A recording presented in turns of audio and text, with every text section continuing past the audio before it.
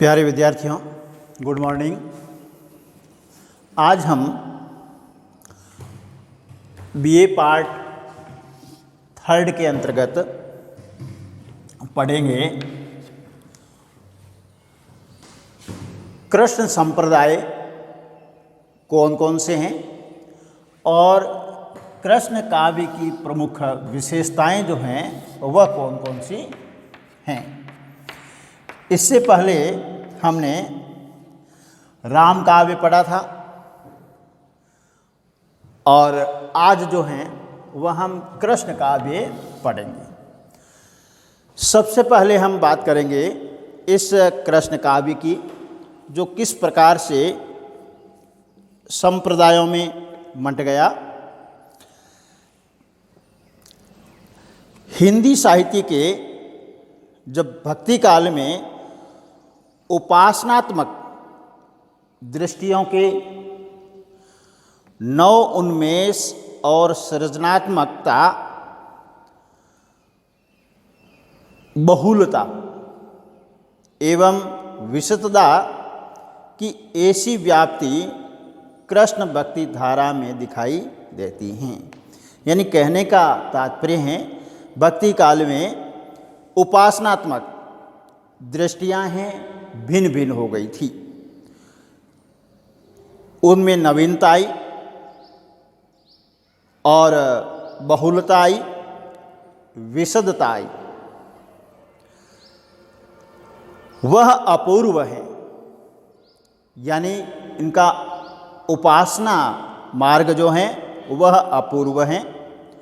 यह सत्य है कि पुष्टि मार्ग और सूर उसके परम प्रतिनिधि हैं। कृष्ण काव्य के परम प्रतिनिधि के रूप में आते हैं पुष्टि मार्गी जितने भी भक्त हैं वह, और उनमें भी श्रेष्ठ प्रथम स्थान पे आते हैं सूरदास। किंतु इस व्याप्ति का एक महत्वपूर्ण एवं भरा पूरा चित्र पुष्टि मार्ग के साथ कृष्ण उपासक निम्बार्क, चैतन्य, राधा वल्लभ और सखी संप्रदायों के भक्त कवियों तथा अन्य अनेक संप्रदाय जो निरपेक्ष रचनाकारों के सृजनात्मक योगदान को मिलाकर ही बनता है। इस प्रकार से हम देखते हैं तो कृष्ण संप्रदाय के कई सारे हैं वह क्या बन गए हैं, संप्रदाय बन गए हैं। जैसे विष्णु संप्रदाय, निम्बार्क संप्रदाय, माधव संप्रदाय, श्री संप्रदाय, वल्लभ संप्रदाय, चैतन्य संप्रदाय, राधा वल्लभी संप्रदाय और हरिदासी संप्रदाय। अब जो हैं हम इस संप्रदाय का कुछ परिचय पढ़ेंगे। विष्णु संप्रदाय के प्रवर्तक विष्णु स्वामी हैं और कई विद्वानों का मत है कि वल्लभाचार्य ने अपने पुष्टि मार्गीय संप्रदाय की दार्शनिक भित्ति जो है वह विष्णु स्वामी के दर्शन के आधार पर खड़ी की हैं। महाराष्ट्र का वारकरी संप्रदाय भी इसी की मान्यताओं का रूपांतरण माना जाता है। इसे रुद्र संप्रदाय भी कहा जाता है। यह संप्रदाय शुद्धाद्वैतवादी हैं। कैसा है? शुद्धाद्वैतवादी हैं। फिर दूसरा हमारा संप्रदाय आता है, वह निम्बार्क संप्रदाय है। निम्बार्क संप्रदाय के प्रवर्तक निम्बार्काचार्य हैं। यह संप्रदाय द्वैत अद्वैतवादी हैं। निम्बार्क के लिखे दो ग्रंथ प्राप्य हैं। पहला है वेदांत पारिजात सौरभ और दूसरा है 10 श्लोकी। इन दोनों का आधार ब्रह्म सूत्र हैं। तीसरा हमारा जो संप्रदाय है वह है माधव संप्रदाय और इस संप्रदाय के प्रवर्तक हैं माधवाचार्य। इन्होंने शंकर के मायावाद और अद्वैतवाद का खंडन कर द्वैतवाद की स्थापना की। किसका खंडन किया? शंकर के मायावाद और अद्वैतवाद का खंडन किया, जो और उसकी जगह इन्होंने द्वैतवाद की स्थापना की। इनके दार्शनिक सिद्धांतों का प्रेरणा स्रोत जो हैं वो भागवत पुराण हैं, यानी इनका मूल ग्रंथ है भागवत पुराण। इस संप्रदाय में राधा का कोई महत्व नहीं है, राधा की कोई मान्यता नहीं है। फिर आता है हमारा चौथा श्री संप्रदाय। इसके प्रवर्तक रामानुजाचार्य हैं। इन्होंने विशिष्ट अद्वैतवाद का प्रतिपादन किया।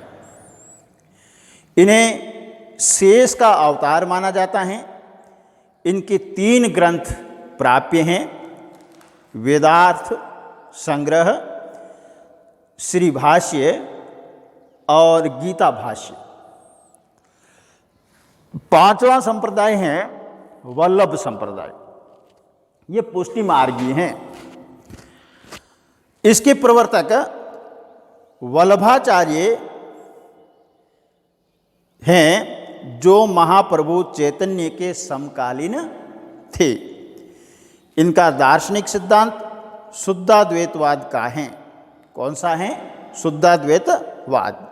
वल्लभ संप्रदाय की दार्शनिक मान्यता विष्णु स्वामी तथा निम्बार्क के सिद्धांतों पर निर्भर करती हैं। इस मत के अनुयायी ब्रह्मस्वरूप कृष्ण के अनुग्रह से ही उसकी अनुभूति होती हैं। यही चीज़ क्या है? पुष्टि मार्गी हैं कि कृष्ण के यानी ब्रह्मस्वरूप कृष्ण के अनुग्रह से ही अनुभूति होती है और वह अनुग्रह की पोषक हैं, जिसे पुष्टि के नाम से अभिहित किया गया है। इसी कारण वल्लभ संप्रदाय पुष्टि मार्ग संप्रदाय कहलाता है। इस संप्रदाय में वात्सल्य और सख्य भाव की अभिव्यक्ति अपने साहित्य में प्रधानतः दी हैं। फिर आगे आता है चैतन्य संप्रदाय। इस संप्रदाय के प्रवर्तक चैतन्य महाप्रभु हैं। चैतन्य की भक्ति पद्धति परकीय भाव की हैं। किस प्रकार की है? परकीय भाव की, जिसका प्रेरणा स्रोत भागवत पुराण है। कृष्ण के साथ राधा की उपासना को महत्व देना इस संप्रदाय की विशेषता रही है। इसे गोड़िया इसलिए कहा जाता है कि गोड़ प्रदेश के कारण संप्रदाय भी कहा जाता है, यानी इस संप्रदाय को गोड़ प्रदेश के आधार पर गोड़िया संप्रदाय भी कहा जाता है। इसे चिंत्य अचिंत्य भेद संप्रदाय भी कहा जाता है। राधा को अधिक महत्व दिया है। पहले ऐसा कौन सा संप्रदाय था जिसने राधा को महत्व नहीं दिया? माधवाचार्य या माधव संप्रदाय, जिसने राधा को कोई महत्व नहीं दिया। और चैतन्य संप्रदाय ऐसा आता है जो राधा को महत्व देता है। 7वां संप्रदाय है राधा वल्लभी संप्रदाय। प्रवर्तक श्री हित हरिवंश हैं। स्वामी हित हरिवंश पहले माधव और निम्बार्क संप्रदाय के अनुयायी थे, किंतु बाद में इन्होंने राधा कृष्ण की पूजा का प्रचार किया। इस संप्रदाय ने कृष्ण की अपेक्षा राधा की पूजा और भक्ति को महत्वशाली बताया है। राधा कृष्ण की गुप्त केलियों को निहारना इस संप्रदाय में परम काम्य माना गया है। हित हरिवंश के दो ग्रंथ प्रमुख माने जाते हैं, राधा सुधानिधि और हित 84 पद। और इस संप्रदाय ने भी राधा को अधिक महत्व दिया है। कौन कौन से संप्रदाय हो गए? चैतन्य संप्रदाय राधा को महत्व देता है और राधा वल्लभी संप्रदाय भी राधा को महत्व देता है। अब हमारा संप्रदाय आता है हरिदासी अथवा सखी संप्रदाय। इस संप्रदाय के प्रवर्तक स्वामी हरिदास, जो प्रसिद्ध गायक तानसेन के गुरु माने जाते हैं। इनकी भक्ति का उद्देश्य राधा कृष्ण युगल की उपासना है। क्या करना है? राधा कृष्ण युगल की उपासना करना। ये राधा कृष्ण की विहार लीलाओं का आनंद सखी भाव के अवलोक में लूटा करते थे।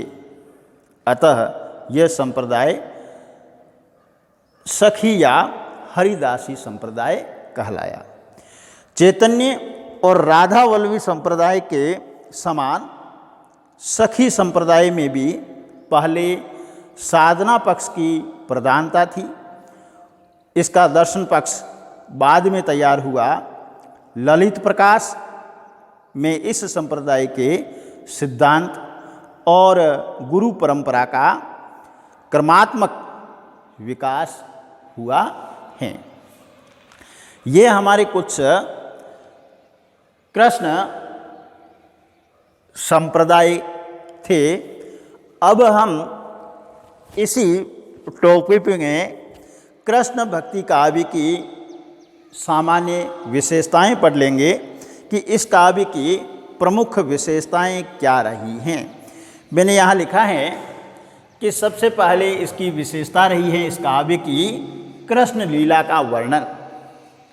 दूसरी इसकी विशेषता रही है विषय वस्तु में मौलिक उद्भावना। तीसरी इसकी विशेषता रही है रस चित्रण। चौथी इसकी विशेषता रही है भक्ति भावना। पांचवी विशेषता प्रकृति का चित्रण। और छठी विशेषता रीति तत्व का समावेश। और सातवीं प्रेम की अलौकिकता।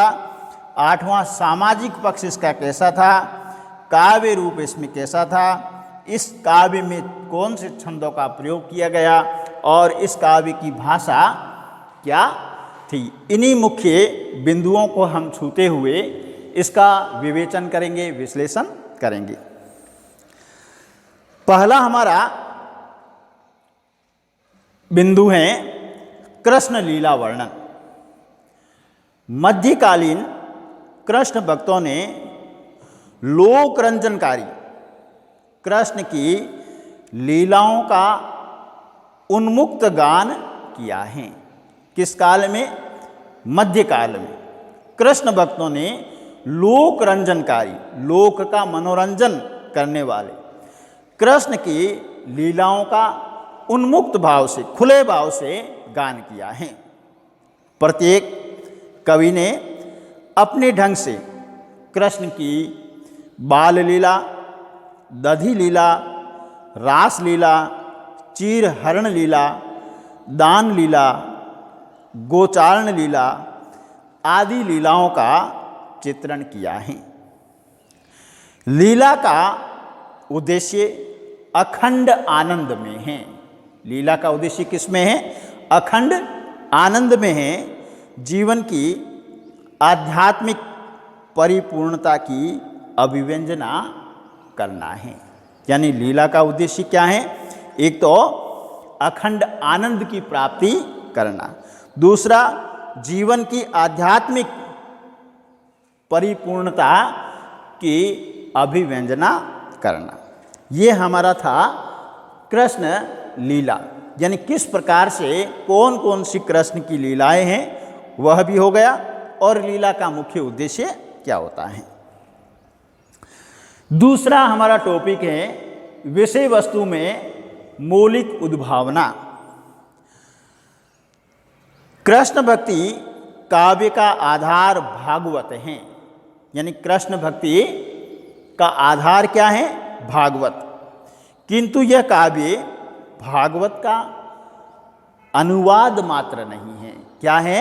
भागवत का अनुवाद मात्र नहीं है, यानी इसका आधार तो श्रीमद् भागवत है, लेकिन ऐसा नहीं है कि इन्होंने संपूर्ण भागवत का अनुवाद कर दिया हो। भागवत में कृष्ण अलौकिक हैं, परंतु यहाँ कृष्ण सामान्य बालक की तरह क्रीड़ाएं करते और किशोर की तरह प्रेम लीलाएं करते हैं। तो विषय की मौलिकता है इसमें।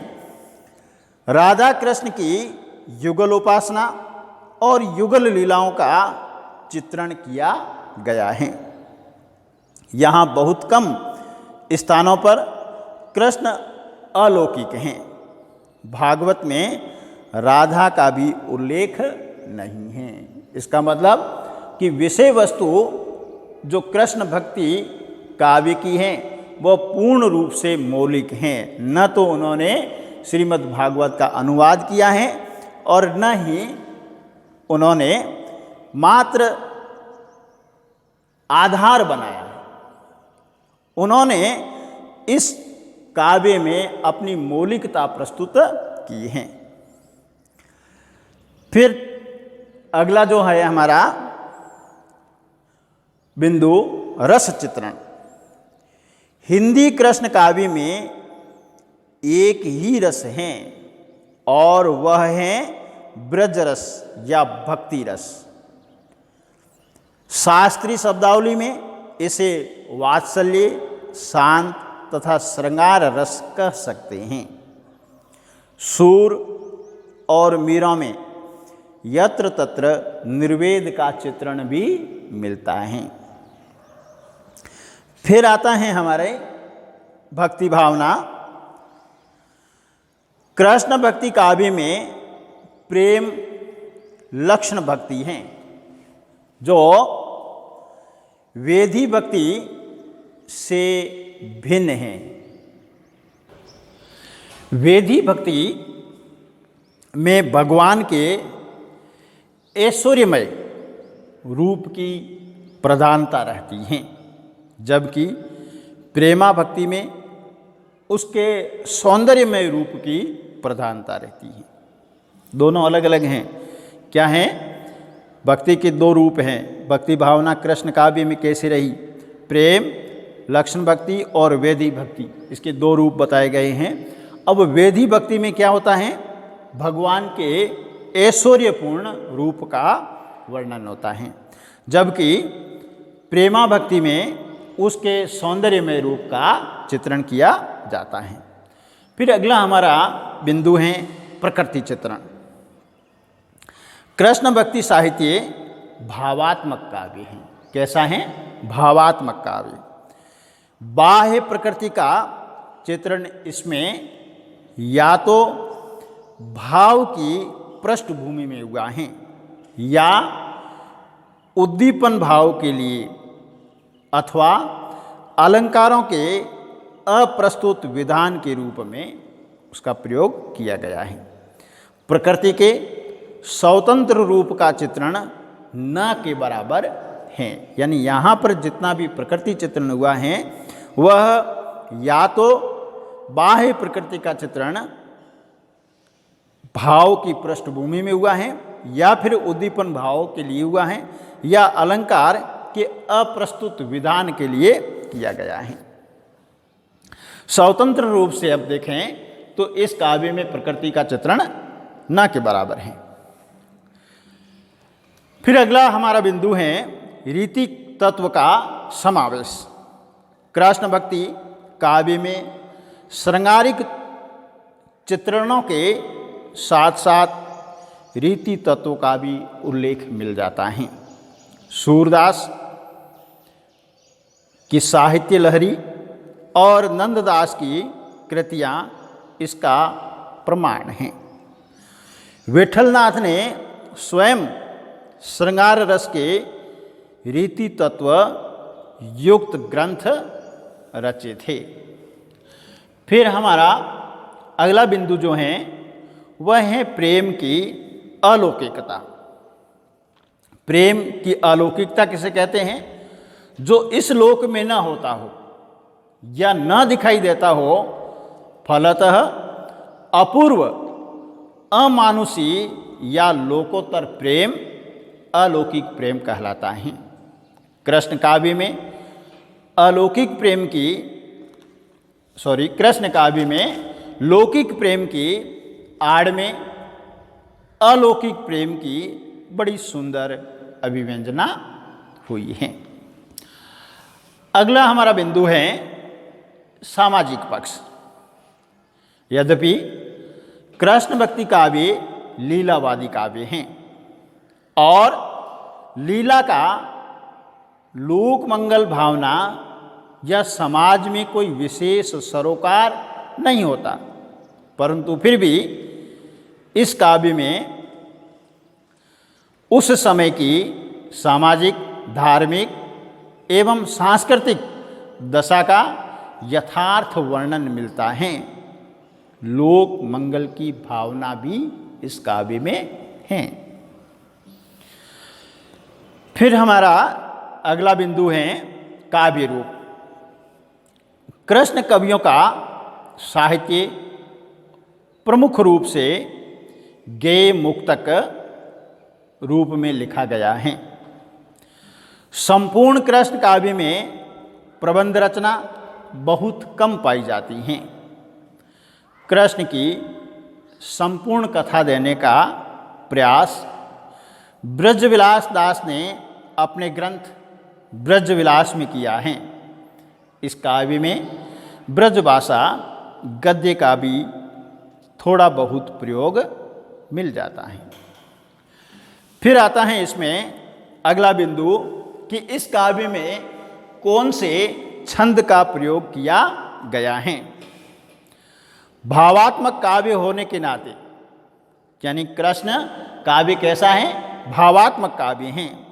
भावात्मक काव्य होने के नाते अधिकतर गीति पदों का प्रयोग किया गया है। कलात्मक प्रसंगों में चौपाई, चौबोला, सार तथा सरसी छंदों का प्रयोग किया गया है।